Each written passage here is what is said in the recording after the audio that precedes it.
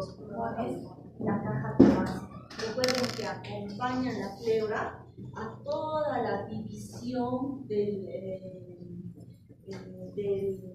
epitelio bronquial. Hace una división dicotómica, tanto los vasos como los bronquios hacen una división dicotómica, y la pleura va a acompañar todas las divisiones.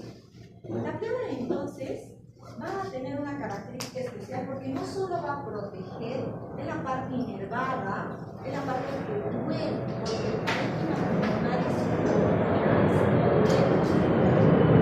en cambio la parte inervada es la pleura. Por eso es que cuando se inflama la pleura y hacemos un derrame pleural, tenemos un dolor exquisito que el paciente tiene empuñalada, que le corta la inspiración, es opresivo, no le deja respirar al paciente, porque cuando se afecta la pleura y los tumores que van a afectar sobre todo la pleura, van a caracterizarse pues por ese dolor intenso de una tos irritativa, ¿no? Sobre todo al inicio. Luego hace confianza y ya no genera ese dolor más que ¿cierto? Entonces, lo más importante que tenemos que recordar es que tenemos una pleura visceral y una pleura parietal. Recuerden que en la pleura se encuentran los vasos linfáticos, y justamente esos vasos linfáticos se van a encargar de hacer el drenaje, ¿no? Si nosotros vemos la histología de la pleura, ya no quiere hacer. Se ha perdido. Muy grande. Nosotros vemos la histología para los de atrás, la capa externa de células mesoteliales, la capa del tejido fibrocolagenoso, luego la capa elástica, la capa intersticial, y es en la capa intersticial que es donde se encuentran los vasos sanguíneos y los nervios, ¿no? Y además, cuando nosotros tenemos la pleura parietal y la pleura visceral, tiene la misma composición, solo que la pleura visceral es la que hace acompaña toda la división, ¿no? Entonces, el líquido pleural evita que las dos pleuras friccionen. Cuando nosotros inspiramos y expiramos, todos tenemos casi una renovación de 2 litros, como lo vamos a ver al día. Si funciona bien nuestro drenaje linfático, no vamos a tener derrame pleural. Entonces, es un ultrafiltrado del plasma, tiene el mismo componente, el plasma con menos proteínas, menos glucosa, menos celularidad. Solamente podemos ver mediante ecografía una línea negra de 3 a 5 milímetros que acompaña al revestimiento pleural. Y todo líquido por encima de ese volumen, que es 15 ml, 20 ml, 30 ml, dependiendo del tamaño, porque mientras más altos, más gruesos somos, más efusión pleural tenemos. Recordemos además otro valor importante, que la cavidad pleural tiene una presión negativa, siempre es una presión negativa. Por eso cuando le ponemos una brujita, cambiamos la presión y el paciente puede hacer neumotórax incluso como un solo pinchorcito, ¿no? Porque la fuerza de la inspiración jala, cambia la presión, se hace positiva y empieza a entrar el aire. Por eso es que la atelectasia también es un mecanismo por el cual nosotros tenemos derrame pleural, porque cuando se colapsa el pulmón, esa presión cambia y empieza como una bomba a jalar líquido junto con la atelectasia severa. Entonces, el líquido pleural es un ultrafiltrado de plasma, 15 ml, podría ser como un valor normal, nunca más de 50 ml. A predominio de células mesoteliales, es el principal componente del líquido pleural, linfocitos granulocitos, podemos tener eosinófilos, podemos tener 0, 1, eosinófilo, porque recuerden que es un ultrafiltrado de plasma. Entonces, en algunos pacientes con neumonías eosinófilas también hacemos derrames pleurales eosinófilos. Recuerden que la proteína, la glucosa, el LDH nos permite valorar la calidad del líquido que tenemos en la pleura. La proteína no mayor al 50%, por eso su corte es 0.5 en los criterios de Lyme. El LDH no mayor a menos de 60%, menos de 0.6 de corte o 2/3 inferiores, que eso lo vamos a ver. Y la glucosa 60% de plasma o un valor normal semejante al plasma. Cada día renovamos líquido pleural. Entonces, el derrame pleural es bastante frecuente encontrar en los hospitalizados, sobre todo en adultos mayores, porque ellos tienen poca reserva cardiovascular, entonces un poco de sobrecarga les puede dar derrame pleural. Yo les pregunto, la principal causa de derrame pleural va a ser la falla cardíaca, pero la principal causa del exudado va a ser la neumonía. Entonces, tenemos tantos pacientes con neumonía y falla cardíaca que la incidencia es bastante alta del derrame pleural. La prevalencia va a depender de los estados de patología que tengan los pacientes, ¿no? Sin embargo, hay 1.5 millones de pacientes diagnosticados y que no todos requieren hospitalización porque el comportamiento de los líquidos es dinámico, Yo le puedo hacer la ecografía hoy día, en la noche va. Yo le puedo hacer la ecografía de un día para otro y voy a ver la variación. Por eso es que cuando nosotros le pedimos al ecografista que márcamelo y pulsamos donde no los marca, si no le hacemos en ese ratito, ya el líquido es dinámico. El fuelle, la tos, la posición del paciente, el uso de diuréticos y algunos medicamentos hace que pueda disminuir o aumentar los líquidos que cambian de lugar. En cuanto a la fisiopatología, vamos a ver las causas por las cuales se acumula el derrame pleural. Recuerden que el que mantiene la presión intravascular y la cantidad de líquidos intravasculares va a depender mucho de la presión oncótica y la presión hidrostática. Entonces, las alteraciones de la circulación intravascular, ejemplo, aumento de la presión hidrostática. ¿Qué enfermedad aumentaba la presión hidrostática? Y nos da congestión, edema agudo pulmonar, la falla cardíaca, ¿no es cierto? Por debajo de 50 del FEMI ya nosotros vamos a tener congestión e incluso derrames pleurales, y eso va a depender de la sobrecarga hídrica que hagan los pacientes, ¿cierto? Disminución de la presión oncótica. ¿Qué enfermedades disminuyen la presión oncótica? Todo lo que es proteínas bajas, ¿cierto? Hipoalbuminemia. Hipoalbuminemias severas por causa de hígado o por causa de riñón. O enfermedad perdedora de proteínas por causa del riñón y raramente intestinal. O que nosotros no formamos proteínas como en la enfermedad de las hepáticas, ¿no es cierto? Disminución de la presión oncótica. Aumento de la permeabilidad vascular. ¿Qué enfermedades aumentaban la permeabilidad vascular? Los que producen gran inflamación y exudados. Pancreatitis, neumonía, todo lo que es inflamatorio, lupus, colagenopatías inflamatorias, van a aumentar la permeabilidad vascular. El aumento de la permeabilidad es netamente patológico, culpa del mismo pulmón.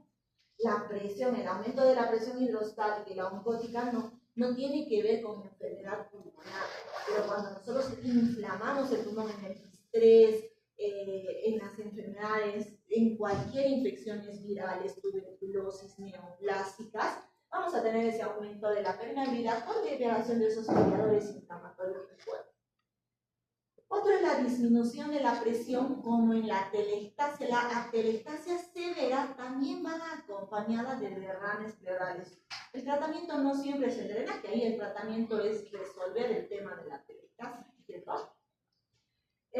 La alteración del drenaje linfático, recuerden que la pleura tiene drenaje linfático y si se altera el drenaje linfático, yo puedo formar, en el derrame, en la falla cardíaca yo puedo formar líquido, pero mi sistema linfático es suficiente para reabsorber 3, 4, 5 litros al día porque puede funcionar junto con la bomba cardíaca, no hay ningún problema, pero si se obtura ese ángulo y si realmente la producción es más, pues va a haber un desbalance, ¿no? Y va a haber derrame pleural. ¿Qué enfermedad afecta entonces en más frecuencia al drenaje linfático? Los tumores. Las neoplasias, ¿no? Las neoplasias. Por eso nosotros tenemos una enfermedad que se llama diseminación linfática. Y entonces cuando nosotros tenemos engrosamiento de los septos, ¿se acuerdan? Como septos arrosariados, teníamos una diseminación linfática y se asocia generalmente a los derrames pleurales por obstrucción del drenaje linfático. Y otro es por contigüidad, ¿no? Si tengo peritonitis, atención, ascitis, atención, yo puedo hacer efusiones pleurales. Entonces, dentro de las principales causas, y ahorita vamos a ver las principales, Está la falla cardíaca, que es el derrame más frecuente en general. Luego vienen las neumonías cuando hablamos de derrames paraneumónicos. Otro gran grupo de pacientes con derrame pleural son las neoplasias de cualquier tipo, ya sean primarias o ya sean secundarias. Entonces, el cáncer también es una causa muy frecuente de derrame pleural. Si yo tengo derrame pleural en un abuelito o un paciente que tiene un factor de riesgo, pensaré que es un NM. Pero si tengo derrame pleural en un joven de 18 años, pensaré acá en Perú que es tuberculosis en Perú. En otro país podría pensar secundario a diabetes necrótica. Pero sigue siendo en jóvenes, si es que es exudado, es una de las principales causas, ¿no? Luego, todas las enfermedades inflamatorias, hay muchísimas enfermedades que nos van a dar derrames pleurales.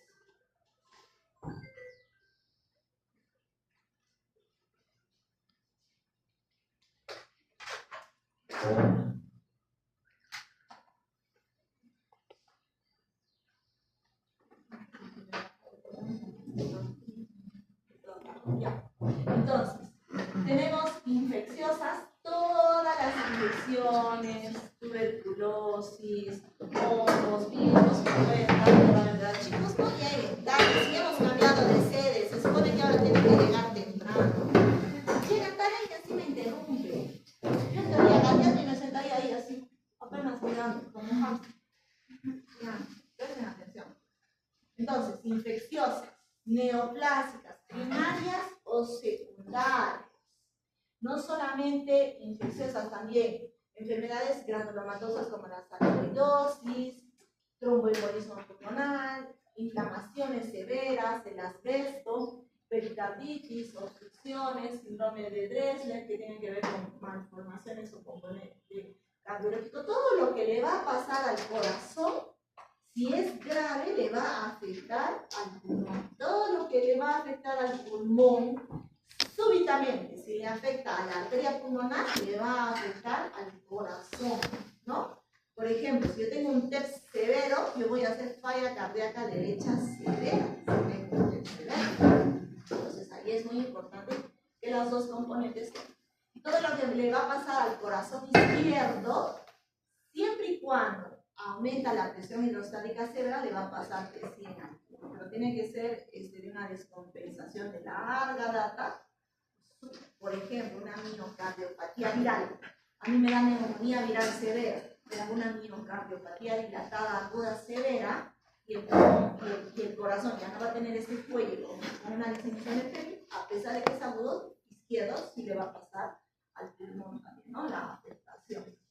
Las hepáticas, sobre todo por el tema de lesiones oncóticas, si yo tengo un absceso hepático, también tengo riesgo por migración y estar severa, porque el peritoneo es una fina capa.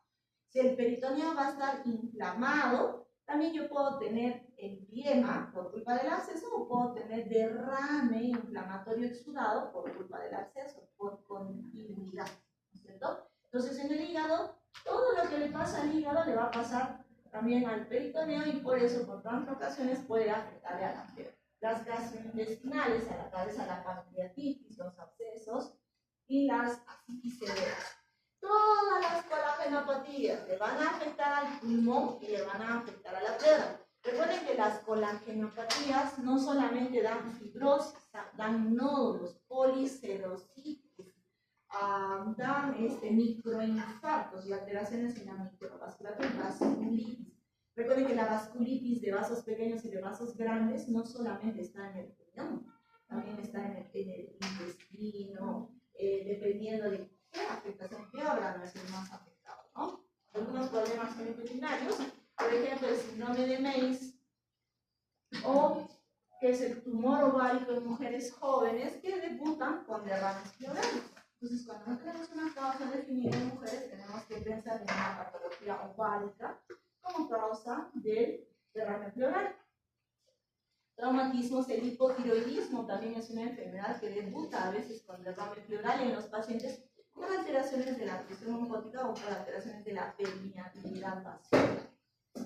Y los renales, ¿no? Hay algunos medicamentos que nos van a dar derrames pleurales, sobre todo si lo usamos de manera crónica. Recuerden que la amiodarona es un excelente antiarrítmico que lo utilizamos, pero tiene riesgo de hacer hipertensión pulmonar, EPID y derrames pleurales cuando usamos muchos años, ¿no? Los beta-bloqueadores que están contraindicados en el asma también nos pueden dar el uso crónico. La bromocriptina, el metrotexate, que recuerden que utilizamos como piedra angular del tratamiento del lupus o de la artritis, nos dan también fibrosis pulmonar y también nos puede dar derrames pleurales, ¿no? Carbamazepina, fenitoína, de carga alta, ¿no? Raramente pues yo me tomo una semana y me apunto, tiene que ser meses de utilizar el medicamento, ¿no? Entonces, ¿qué es importante en el paciente? Cuando nosotros tenemos un paciente que tiene dolor pleurítico, tos seca, a veces con fiebre, dependiendo de la causa, dificultad respiratoria, disnea, que es progresiva según el volumen pulmonar, yo tengo que hacer una ampliación de anamnesis y ver cuál es la causa de mi effusión pleural. Es fácil cuando el paciente tiene falla cardíaca y ya está con los criterios de Framingham, facilito, pues, ¿no? Ya el paciente tiene tanta apnea, ya no tolera el aire cúbico, tiene venas inferiores, incurgitación, ¿no es cierto? Entonces, yo puedo clínicamente determinar que mi paciente tiene falla cardíaca, tiene derrame, está compresionado, pero difícil va a ser cuando el paciente no tiene fiebre, tiene disnea, no tiene antecedentes, no tiene enfermedad hepática. Hablamos de un 5 o 3% de hemotoras y un 5 a 3% de derrames pleurales que no tienen causa, que es algún proceso inflamatorio, viral, qué sé yo, citomegalovirus, algo, que al paciente le da efusión pleural mínima, policerositis, se ve en la tomografía y yo no tenemos la causa. Y luego se reabsorbe en buen tiempo, en 30 días recubren. El tiempo máximo para una recuperación del parénquima pulmonar y de la lesión endobronquial es casi 30 días. Nosotros lo monitoreamos, después de un proceso inflamatorio severo, puede llegar incluso a normalizar y nunca tener la causa. Eso se llama derrame pleural conocida o incluso en motoras, algunos casos de causa no conocida, no precisada, ¿no? Es muy importante ver la gravedad, porque si yo tengo un derrame pleural masivo, persistente, y el paciente llega saturando 70, mi conducta será, lo hospitalizo, le doy oxígeno y lo dreno. Aún sea falla cardíaca, porque estoy viendo que el volumen es alto. Si yo tengo una falla cardíaca refractaria, uso de diuréticos, y el paciente desatura, no tolera, le estoy dando diuréticos y no mejora, yo tengo que drenar. Entonces va a depender el drenaje de la gravedad. Entonces, ¿qué tal? Todo el pulmón está lleno de agua. El paciente ya está llegando a cianótico antes de que entre al ventilador mecánico, mejor le den un líquido, ¿no? A un cerdo. La duración, la velocidad de comienzo, la tos, el dolor, los otros síntomas acompañantes, por ejemplo, fiebre, baja de peso, anorexia, sudoración nocturna. En un joven, yo podría pensar que es igual el cáncer también me da fiebre, también me da anorexia, también me da baja de peso, pero generalmente el paciente tiene un factor de riesgo, una edad determinada, ¿no? Sobre los 50 años. Hemos tenido jóvenes con derrames pleurales, linfomas, derrames pleurales y seminomas, que son en jóvenes, ¿no? Pero son más raros. Historia de enfermedad cardíaca, renal, hepática. Entonces, cuando yo tengo un derrame pleural, primero tengo que ver, ¿será riñón? ¿Y cómo mido el riñón? Con las proteínas, con la proteinuria de 24 horas, con una ecografía renal, podría hacerme una idea de la función renal. Después la depuración de creatinina, la última. Si yo tengo, ejemplo, pero, nada, ya. Si tengo falla cardíaca, es más fácil hacer el diagnóstico de es más fácil hacer un diagnóstico de una falla cardíaca. Es más fácil hacer el diagnóstico de falla cardíaca a mi paciente, ¿cierto? Y otra que tengo que ver es antecedente de alcoholismo, estigmas hepáticos, ascitis, neovascularización, etc., ¿no?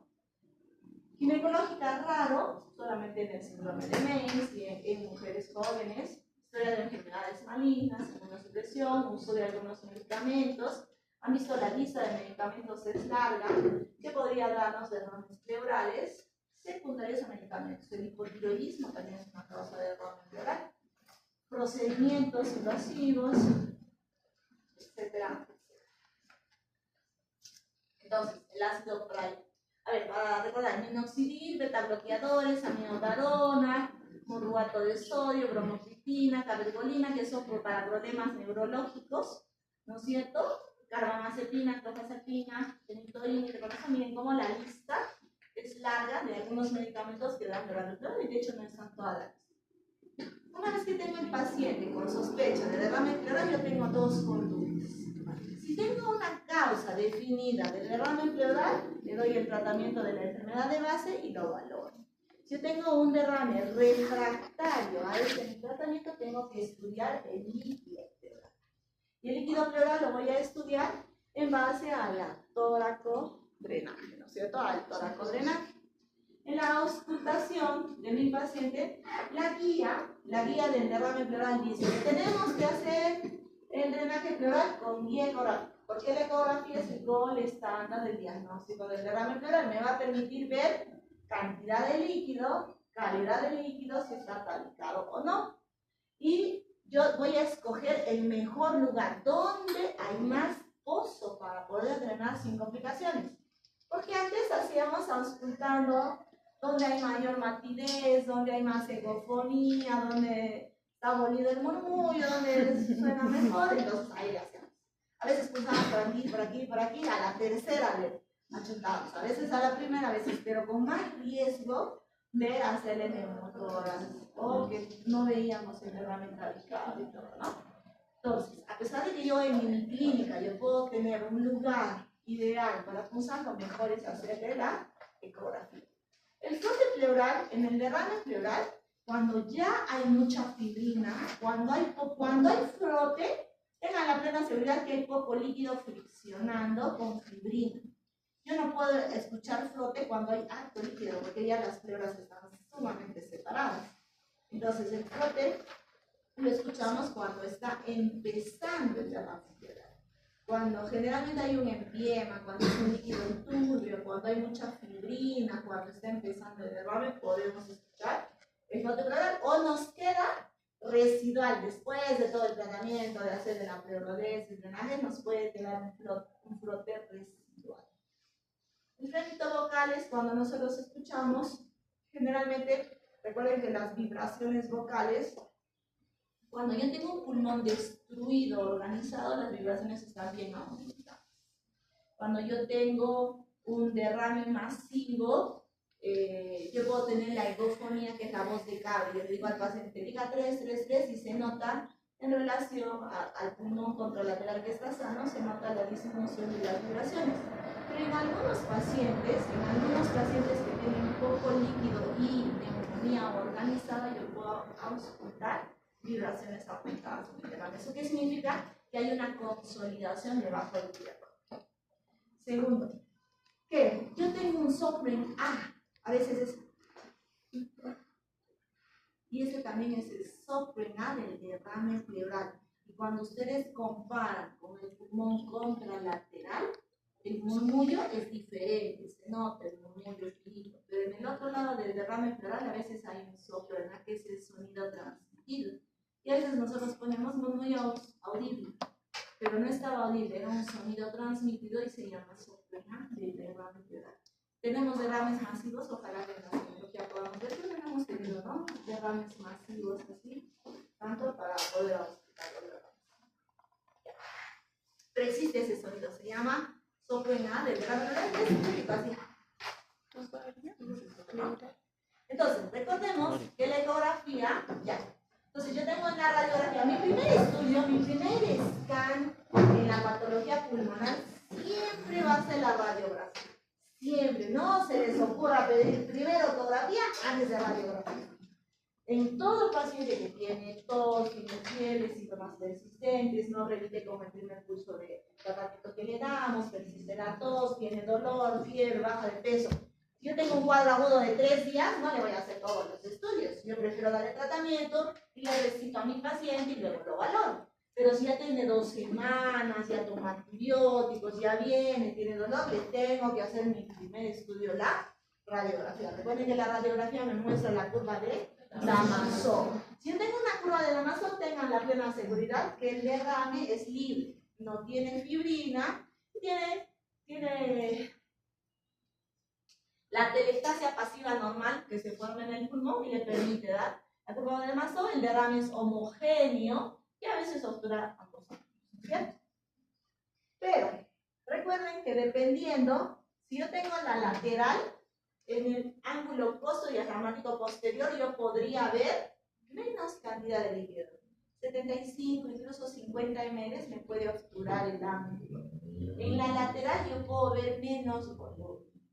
Para que yo tenga que ver en la posterior anterior, tiene que haber más de 150 ml de líquido, 200 ml para que se obturen los dos ángulos. Recuerden que la pleura es una cúpula.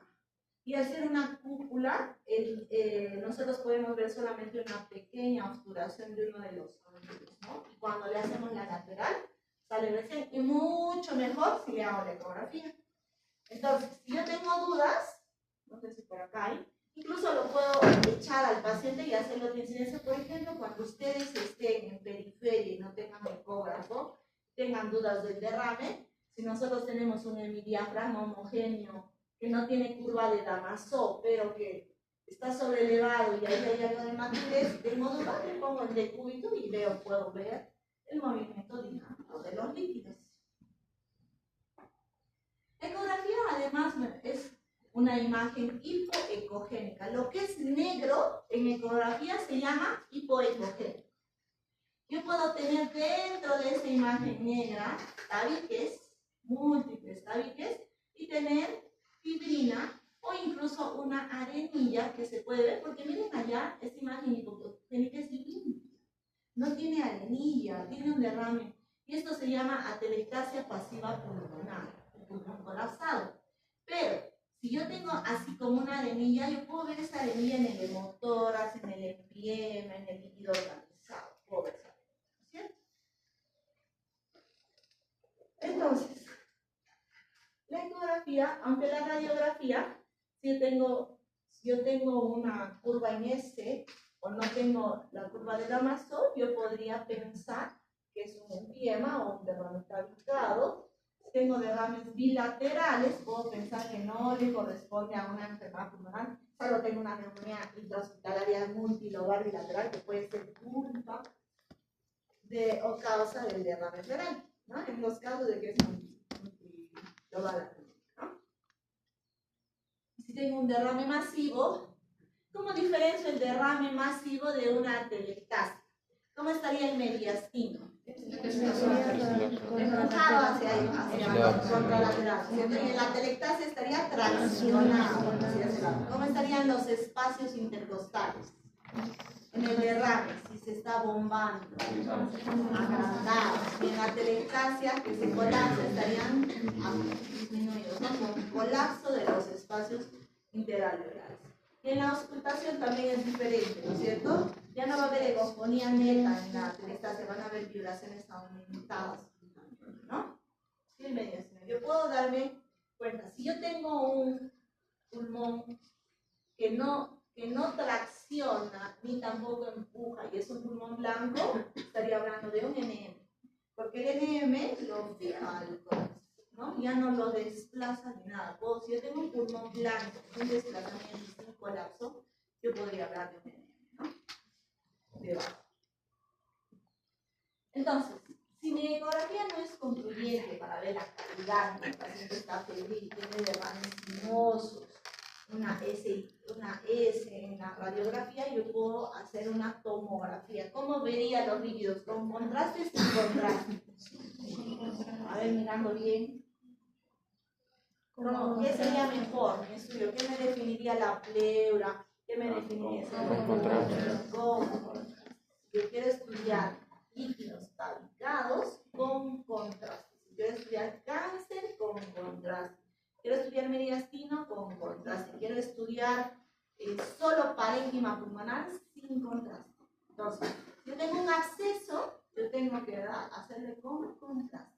Porque yo quiero ver si tengo un quiste, quiero ver la membrana, quiero ver la captación de contraste, quiero ver lo que está alrededor, póngale contraste, ¿no? Entonces, de inicio, si tengo derrame, sería mucho mejor hacerle con contraste. Me va a permitir ver la tomografía, las características del líquido, del pulmón adyacente, incluso las unidades Hansen, para que me hable si es líquido o no, si está organizado, si es hemotórax o es grasa, ¿no? Hemos tenido pacientes que tienen lipoma pulmonar y es densidad de la grasa. Y la clínica es tal cual que el derrame pleural, solo que ellos son lipoma y no se puede diferenciar. La única forma son con las unidades Hansen cuando le hacemos la biopsia, ¿no? Miren esa diseminación linfangítica, un engrosamiento con nodulaciones, ¿no? Con nodulaciones perilesionales. Una lesión, eso no sabemos, para eso le ponemos contraste, ¿cierto? Entonces, el derrame pleural va a ser catalogado según las características macroscópicas. Entonces, a todo derrame pleural de causa no precisada le vamos a hacer toracocentesis. Y en la toracocentesis vamos a ver si es el líquido, es como la clara de huevo, cuando es nefrótico, cuando no usa diuréticos, cuando es cirrótico y es de inicio, es falla cardíaca. El líquido es transparente como la clara de huevo. Puede tener un ligero tinte amarillo, pero mientras más amarillo citrino es, más exudado ese líquido. Puede ser sedemático, francamente hemático, como los motórax, puede ser purulento, puede ser muy turbio, lechoso, etc. Eso lo voy a ver macroscópicamente. Y entonces, para clasificar justamente si está sudado o exudado, se han empleado los criterios de Lye. Los criterios de Lye son facilísimos. Sí o sí tengo que hacerle criterios de Lye al paciente porque macroscópicamente, salvo sea pus, meta o hemotórax, yo puedo decir es un hemotórax, es un empiema, pero si es amarillo, citrino, turbio o poco turbio, tengo que hacerle siempre los criterios de Lye. Entonces voy a dosar proteínas del líquido pleural entre las proteínas del plasma mayor a 0,5, si es que es exudado, el LDH pleural entre el LDH del plasma mayor a 0,6 si es exudado, o el LDH total mayor a 2/3 del límite normal sanguíneo.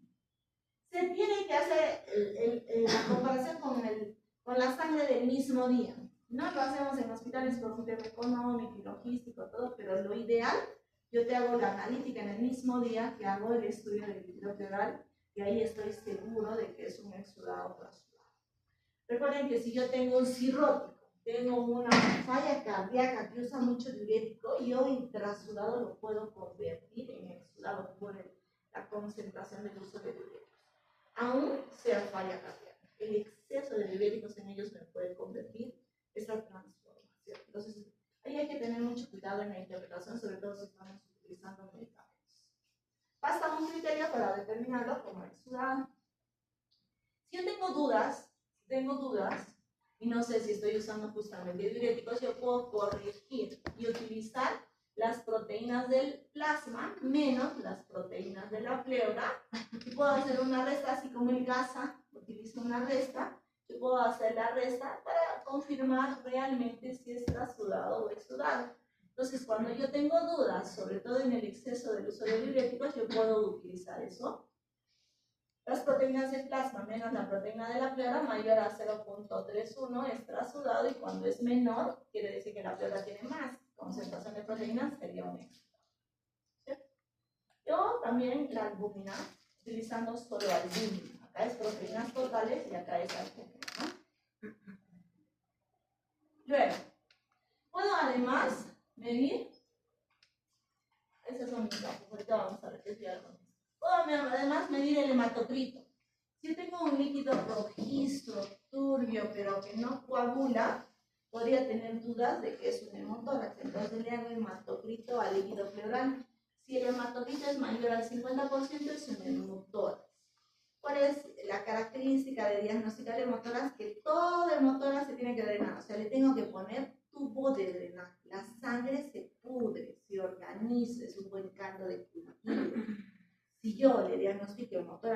simplemente lo tengo que drenar. Y la mejor forma de drenar es con drenaje pleural, con tubo de drenaje, no con una agujita. Porque si no, a la larga me va a quedar un hemotórax retenido y todo el hemotórax retenido se ordena. Los triglicéridos, cuando tenemos sobre todo fracturas de piernas o fracturas grandes, ¿no? Podría yo tener un tema o enfermedades. Hay un déficit enzimático en algunas enfermedades enzimáticas que me producen hipertrigliceridemias, entonces yo puedo hacer eso. O cuando tengo cirugías de tórax, que puedo perforar, ¿no? El conducto torácico y tener quilotórax. Igual que los kilomicrones elevados, si solamente se eleva el colesterol y no el triglicérido es un líquido lechoso, puedo tener un pseudoquilotórax como en algunos tumores. Puedo tener en la pancreatitis dosar amilasa en el líquido pleural y estar seguro que solamente es secundario a inflamación por pancreatitis. Y eso me va a permitir diferenciar si es que es un derrame paraneumónico o no, o empiema en el tema de la pancreatitis. También puedo dosar ANA o factor LE o factor reumatoideo si estoy hablando de colagenopatías. Puedo hacer citometría de flujo en el linfoma, beta-2-transferrina, cuando tengo alguna malformación congénita sobre todo, y creatinina cuando hay urinotóxicos, ¿no? Entonces, yo tengo que hacerle mi evaluación de líquido pleural dependiendo de qué es mi enfermedad. Ahora, cuando yo hago factor reumatoideo amilasa, tengo que calibrar mi máquina para el líquido pleural. No lo pedimos nosotros de rutina porque las máquinas de laboratorio están calibradas para sangre. Yo tendría que calibrar mi máquina para el líquido pleural. Entonces ahí sí hay que pelearse con laboratorios si queremos que nos pase, ¿no? Ya. Tenemos trasudados y exudados, la gran clasificación del derrame pleural. Eso nos va a permitir orientar nuestro tratamiento. Es muy importante la clasificación. ¿Es un trasudado o es un exudado? Le aplico criterios de Lyle. Las causas más frecuentes de trasudado: insuficiencia cardíaca, cirrosis, hipervolemia. Digamos, tengo 80 años y me dan 45 gotas por minuto de hidratación. Eso me de hecho que me va a producir congestión. El abuelito tiene poca reserva cardíaca y empiezan a hacer congestión por sobrecarga hídrica. La hipoalbuminemia, el síndrome nefrótico, las atelectasias, diálisis peritoneal, hipertensión arterial, etcétera, me van a permitir generalmente hacer trasudados. Todas las enfermedades infecciosas, inflamatorias, colagenopatías, pancreatitis, infartos, me van a dar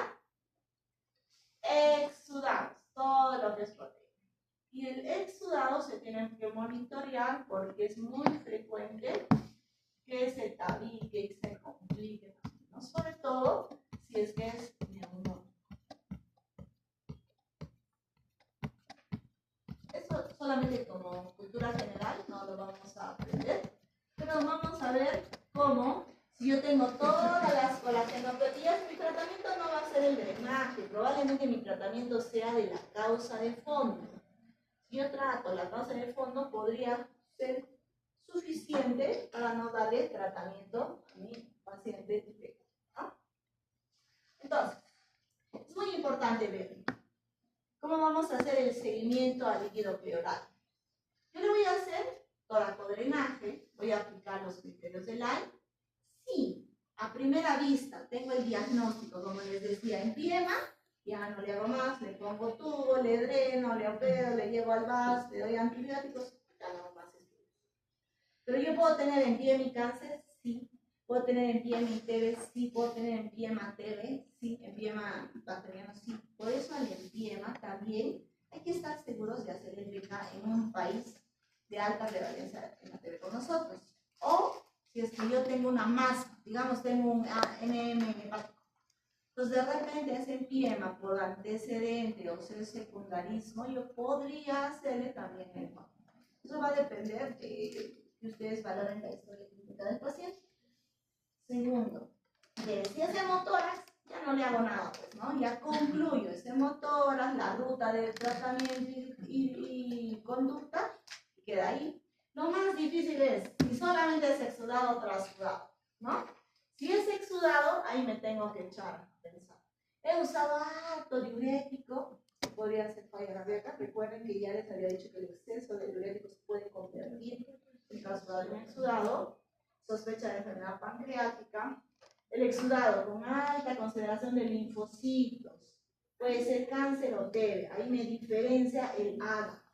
Adenosina-deaminasa, ¿recuerdan? La ADA me va a permitir acercarme a la TB y la citología o el PAP acercarme al cáncer.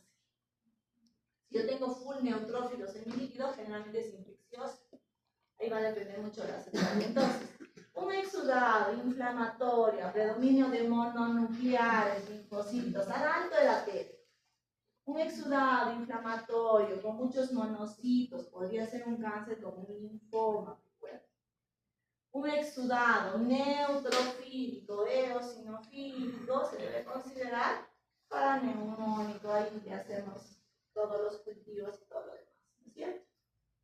Luego, si es trasudado, tengo que evaluar mucho el tema de la albúmina, o es renal, o es cardíaco, o es hepático. ¿Cierto? Si no tengo nada, tengo que ver si no es medicamentoso, porque también podría ser cumplirse ninguno de los criterios, es solo el derrame trasudado medicamentoso. Entonces, acá nosotros vamos a ver, recuerden que mientras yo tengo un derrame y no se complica, el líquido es libre, no tiene fibrina, tiene proceso inflamatorio, pero no tiene alta cantidad de detritus, el líquido es libre, yo lo puedo tratar, si es falla cardíaca con diuréticos, o requerir drenaje. El derrame complicado se refiere a la cantidad de fibrina que tiene, y mientras más fibrina tiene un líquido, vamos a tener más detritus. Entonces, para que yo tenga que diferenciar de un derrame complicado, un edema inoculado, va a depender de estos parámetros. El pH. Cuando ya estamos complicados, el pH está bajo. Hay consumo de glucosa y el LDH elevado, ¿no es cierto? Y si yo hablo de empiema, ¿cuánto era el valor del LDH, chicos, laboratorialmente? Más de 1000. No, más. Más de 1000. 1000. El LDH, 1000. Los leucocitos, más de 1000. Más de 1000. El pH, menos de 7.20, 7.2. es un empiema. A veces le tomo el líquido por toracodrenaje, es amarillo si tiene color de la orina, bien turbio, medio pajizo, y le hago el LDH. Bastaría el LDH 1000 para catalogarlo con virus. Todo el empiema ya está yendo a un paso de la pus, solo que es un tejido líquido, todavía no tiene tanta fibrina, ¿no? Pero ya se tiene que drenar, Ya hay consumo de glucosa por debajo de 40, ya el pH está bajo, porque ya tenemos más ácido láctico, porque hay muerte celular. La muerte celular es la que produce mucho detritus, ácido láctico, cambia el pH. Gran consumo de glucosa y el LDH más alto.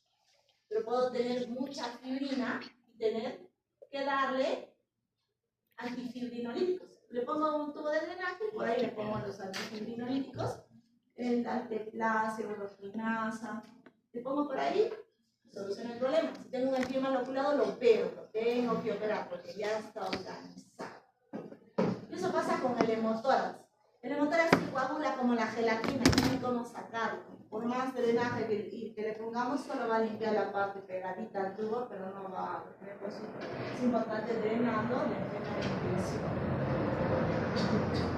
Entonces hay algunos scores que se han creado para ver la conducta o la evolución frente a un derrame pleural, como el score, que me va a permitir ver sobre todo mi riesgo de complicaciones o no de mi derrame pleural. Si yo tengo alto riesgo de complicaciones del derrame, lo dreno, porque la conducta sería drenarlo y coberturar al paciente. Pero si no tengo bajo riesgo de una conducta, lo puedo monitorear en el tiempo. ¿Qué significa monitorear? Que le puedo hacer radiografías cada 72 horas, ecografías cada 72 horas, e ir valorando cómo es la conducta de mi derrame, ¿no? Ahí voy a valorar si es renal, la edad, la calidad, si hay turbulencia o no, si hay infección la dieta medida con albúmina y ahí valoro, pues, ¿no? Si yo tengo un derrame por hipoalbuminemia, ¿valdría la pena drenarlo si es 500 ml? De los 500 le vamos a sacar, digamos, 300, 350, 400. Y al día siguiente se va a volver a llenar, porque tiene hipoalbuminemia. No vale la pena drenarlo cuando es poquito, pero si yo tengo abuelito de 90 años que talla 1.40 y tiene 1 litro de derrame, le tengo que drenar, porque mecánicamente me está tapando mi compliance pulmonar, entonces le tengo que drenar, también, a pesar de que es hipoalbuminemia severa, porque mecánicamente tiene 1 litro y estoy quitándole la capacidad en una bolita chiquita, de repente su pulmón tiene capacidad de 2 litros o más o menos, entonces mecánicamente necesito drenar, ¿no? Entonces ahí ustedes tienen que valorar justamente con los scores si vale la pena o no vale la pena hacer ese seguimiento o simplemente.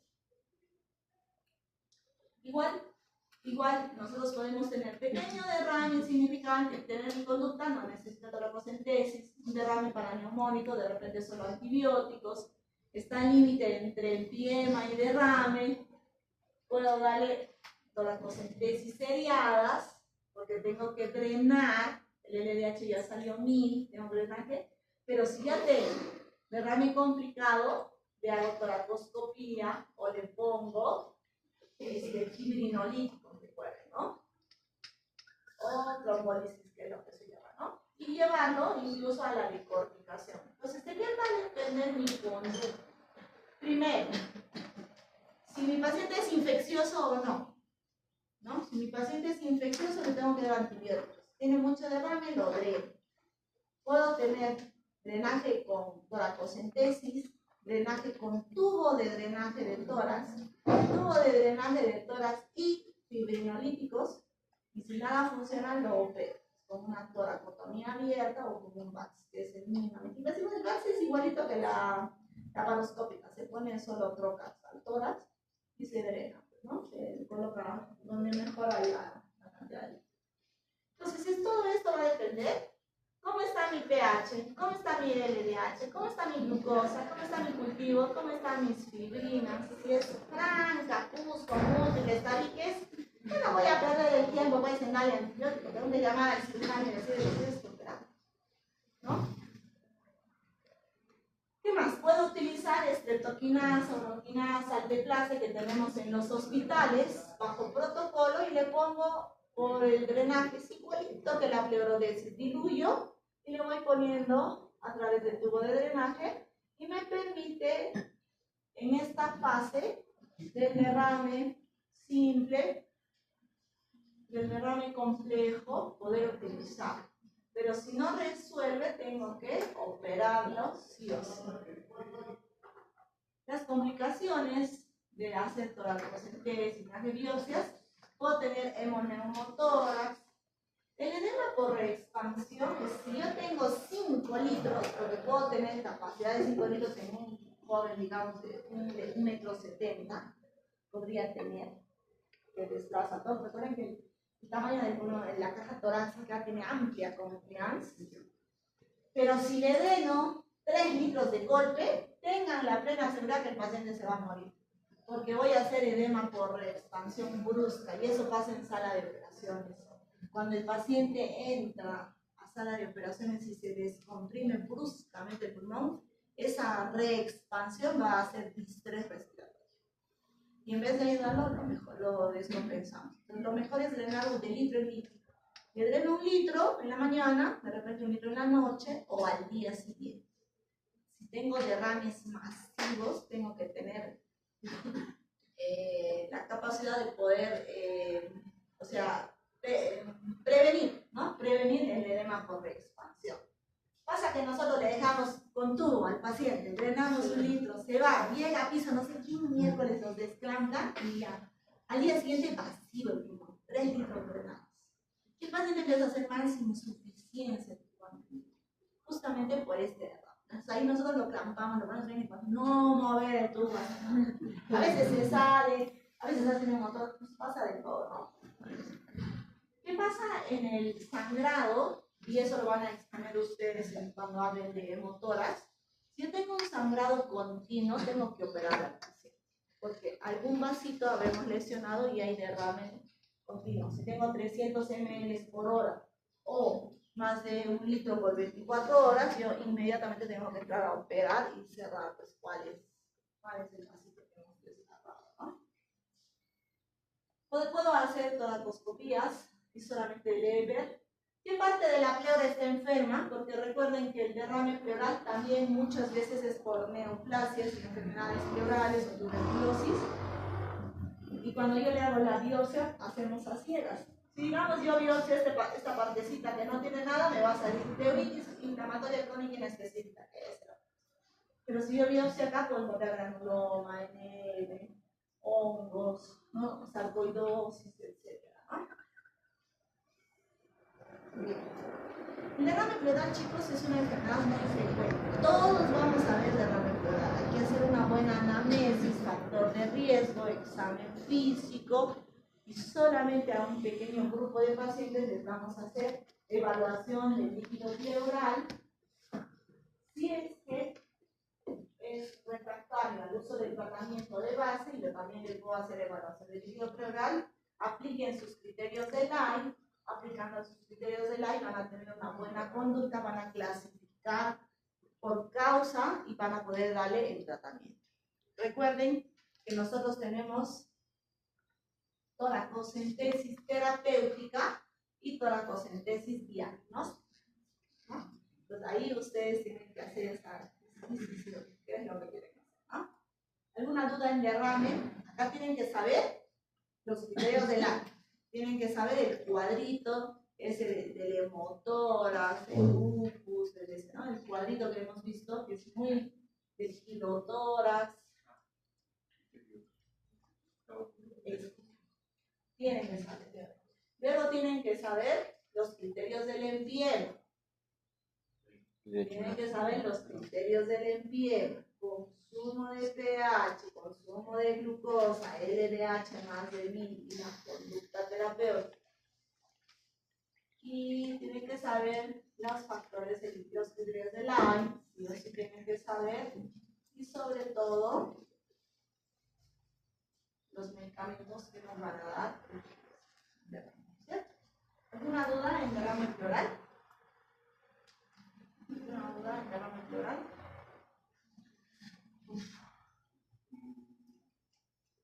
No está difícil, ¿no? Ya, 5 minutos de descanso.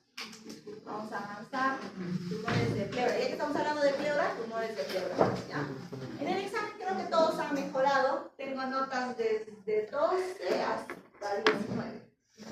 Entonces está mucho mejor, porque antes estaban desde 0,6 hasta 19. Pero ahora por lo menos 12 están aceptables.